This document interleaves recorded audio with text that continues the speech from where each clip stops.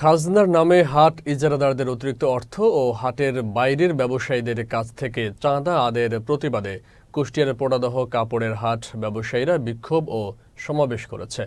বুধবার সকাল ৯টা থেকে পোড়াদহ পুরাতন বাজার বণিক সমিতির ব্যানারে সকল ব্যবসা প্রতিষ্ঠান বন্ধ করে পোড়াদহ কাপড়ের হাটে সড়ক অবরোধ করে বিক্ষোভ করেন ব্যবসায়ী ও দোকানের কর্মচারীরা। এ সময় ব্যবসায়ী নেতারা বলেন, পোড়াদহ বাজারের একটি অংশ হচ্ছে দেশের অন্যতম বৃহত্তম কাপড়ের হাট। এই হাটে কারবার চলে সপ্তাহে 2 দিন।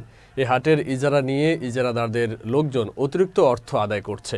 এছাড়াও কাপড়ের হাটের বাইরে বাজারের অন্য সকল মার্কেট নিজস্ব দোকানগুলোতে খাজনার নামে চাঁদা আদায় করছে।